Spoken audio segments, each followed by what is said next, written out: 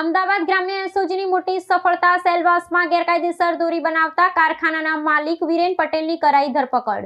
ઉત્તરાયણના પર્વ પૂર્વે અમદાવાદ ગ્રામ્ય પોલીસની ખાસ કામગીરી શાખાએ નાગરિકોને પક્ષીઓના જીવ માટે જોખમી એવી પ્રતિબંધિત ચાઇનીઝ દોરીના વેપાર પર મોટી તવાઈ બોલાવી છે। પોલીસે બાતમીના આધારે કાર્યવાહી કરી કેન્દ્ર શાસિત પ્રદેશ સેલવાસમાં ધમધમતી દોરી બનાવવાના કારખાનામાં મુખ્ય સૂત્રધાર અને માલિક વિરેન પટેલની ધરપકડ કરી છે। આ કાર્યવાહી રાજ્યમાં ગેરકાયદેસર રીતે ઘાતક દોરી ઘુસાડવાના એક મોટા ષડયંત્રનો પર્દાફાશ કરનારી સાબિત થઈ છે। પોલીસ તપાસમાં ખુલેલી વિગતો મુજબ આરોપી વિરેન પટેલ સેલવાસમાં કોઈપણ જાતની સરકારી નોંધણી કે પરવાનગી વિના ગેરકાયદેસર રીતે આ કારખાનું ચલાવતો હતો। તપાસમાં એવો ચોંકાવનારો ઘટસ્ફોટ થયો છે કે ફેક્ટરીમાંથી અત્યાર સુધીમાં ગુજરાતના વિવિધ ભાગોમાં 90 કરતાં પણ વધુ ટ્રક ભરી પ્રતિબંધિત દોરીનો જથ્થો મોકલવામાં આવ્યો છે। રાજ્ય સરકાર દ્વારા પ્લાસ્ટિક અને સિન્થેટિક દોરી પર કડક પ્રતિબંધ હોવા છતાં નફાખોરીના આશયથી આટલા વિશાળ પાયે જોખમી દોરીનું ઉત્પાદન અને વેચાણ કરવામાં આવી રહ્યું હતું।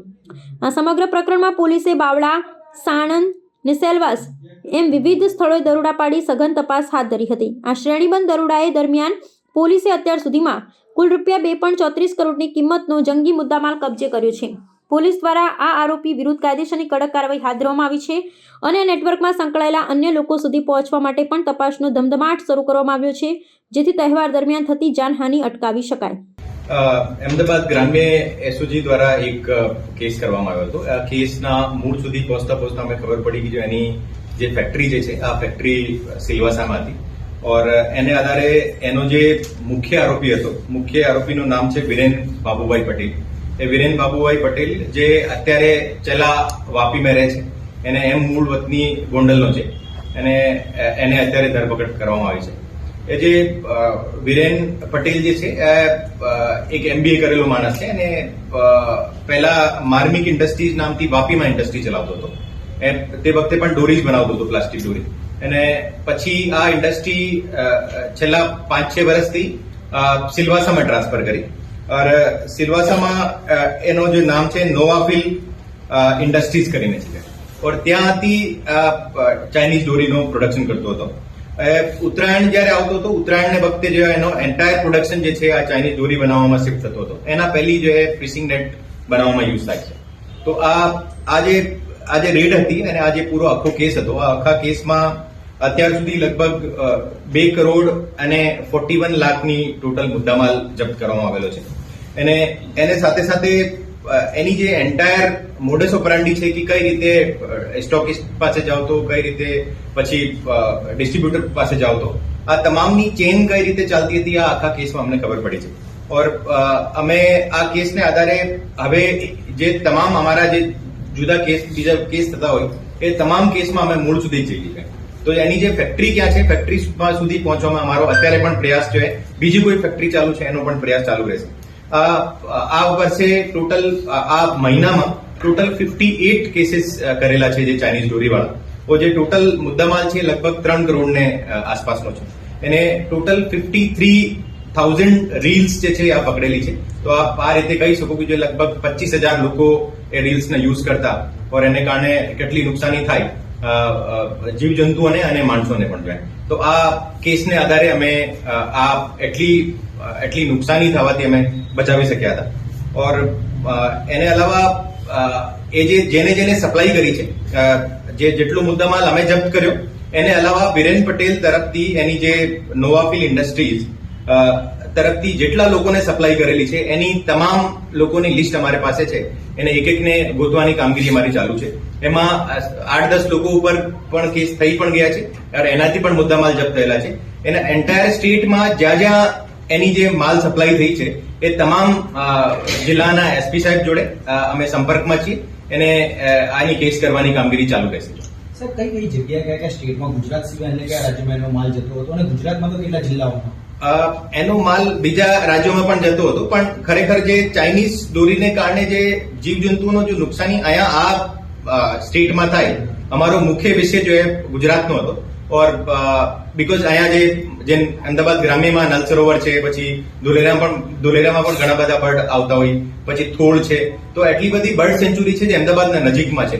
એને ઇનફેક્ટ એન્ટાયર સ્ટેટમાં જે આ ગ્રાસલેન્ડ સ્ટેટ છે, તો અહીંયા ઘણા બધા પક્ષીઓ જે બહારથી માઇગ્રેટરી બર્ડ્સ આવતા હોય।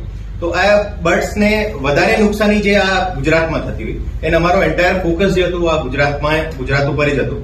ઓર અત્યાર સુધી જે મુદ્દામાલ જપ્ત કરેલો છે આ મુદ્દામાલને જપ્ત કર્યા પછી ના સિર્ફ અમને એને સાથે સાથે જે બીજું જે એની જે અત્યારે અમને ખબર પડી કે જે ટોટલ 95 જગ્યાએ સપ્લાય કરી છે, તો એ તમામ 95 જગ્યા જે સપ્લાય કરી છે આ 95 જગ્યાની શોધખોળ અત્યારે ચાલુ છે. ઓર એની આ તપાસ જો કન્ટિન્યુઅસ ચાલુ રહેશે. ઓર આપને મારફતે હું જાહેર જનતાને અને જે ડિસ્ટ્રીબ્યુટર સપ્લાયર એને કહેવા માંગુ છું કે ચાઇનીઝ દોરી જે છે આ ખરેખર બહુ ડેન્જરસ છે અને એને કારણે પક્ષીઓને બહુ નુકસાની થાય અને માણસોને પણ જે નુકસાની થાય અને જે પણ બાઇક ઉપર જતા હોય, જે સ્પેશિયલી જે લોઅર મિડલ ક્લાસના લોકો બિચારા રસ્તા ઉપર જતા હોય એ તમામને એનાથી બહુ વધારે નુકસાની થાય. તો કોઈ પણ સંજોગોમાં ચાઇનીઝ દોરીનો યુઝ કરવાનો ઇલીગલ છે. ઓર જે પણ એના સપ્લાયર છે, વેચાણ કરનાર, ચાહે ફેક્ટરી વાળાઓ, ચાહે વચ્ચે ડિસ્ટ્રીબ્યુટર હો, એને તમામને વિરુદ્ધ જો ના સિર્ફ અમદાવાદ ગ્રામ્ય પોલીસ પગલા લેશે, બાકી એન્ટાયર સ્ટેટ એમાં પગલા લેવા માટે કટિબદ્ધ છે. એને કોઈ પણ સંજોગોમાં ચાઇનીઝ દોરીનો આ ઉત્તરાયણમાં યુઝ ના થાય એને માટે આપણે તમામ લોકો જે આ એક પ્રતિજ્ઞા પણ લઈએ કે જો ખરેખર જો ચાઇનીઝ દોરી આ વખતે યુઝ ના થાય. સર, પ્રતિબંધિત છે ચાઇનીઝ દોરી. જો આરોપીને ખબર છે કે ખોટું પ્રોડક્શન કરી રહ્યો છે, ગેરકાયદેસરનું વેચાણ થઈ રહ્યું છે, તો આમાં વધુ કલમોનો ઉમેરો તો વધુ કડક ખાતે કાર્યવાહી ન થઈ શકે જેથી કરીને અન્ય એમાં અત્યારે જે છે એનો ડાયરેક્ટ રોલ જે છે એ આ કોઈ માણસની ડેથ થાય ઓર એને જે રીતે આપણે એક્સિડન્ટમાં કલમ લગાવતા હોય ઓર એમાં આ જે અમારી ચેન એસ્ટેબ્લિશ થઈ જાય તો એમાં પણ આ કલમ લગાવવામાં આવશે. 2011થી આ જે વ્યક્તિ છે બીરે આવી રીતે પ્લાસ્ટિક થ્રેડ બનાવતો હતો, પહેલા કઈ વસ્તુનું પ્રોડક્શન કરતો હતો, અત્યારે રાત્રે પૂછપરછ દરમિયાન હવે શું સામે આવ્યું, કેવી રીતે આખું પ્રોડક્શન એનો જે પહેલા જે પ્રોડક્શન હતું આ એના પોલિશિંગ બ્રશ બનાવવાનો યા પછી ફિશિંગ નેટ બનાવવાનો, પણ જયારે ઉત્તરાયણ આવતો હતો તે વખતે એન્ટાયરલી એનો પ્રોડક્શન જે હતું આ ચાઇનીઝ દોરી બનાવવામાં શિફ્ટ થઈ ગયો હતો.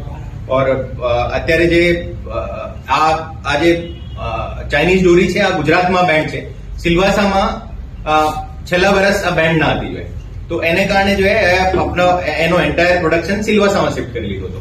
ઓર પછી સિલવાસાથી આખા ગુજરાતમાં જુદી જુદી જગ્યાએ સપ્લાય કરતો હતો. ઓર પછી અમે સિલવાસા એડમિનિસ્ટ્રેશનનો અને સિલવાસા પોલીસનો પણ આભાર માનીએ છીએ કે એને તરફથી બહુ ઝડપથી કાર્યવાહી થઈ છે, એની ફેક્ટરી અને તમામ મુદ્દામાલ સીઝ છે. અને આ રીતે અમે આ જે ઇન્ટરસ્ટેટ કોર્ડિનેશન જે થયો છે આ પણ એક એને માટે પણ અમે સિલવાસા એડમિનિસ્ટ્રેશન અને પોલીસના આભારી છીએ.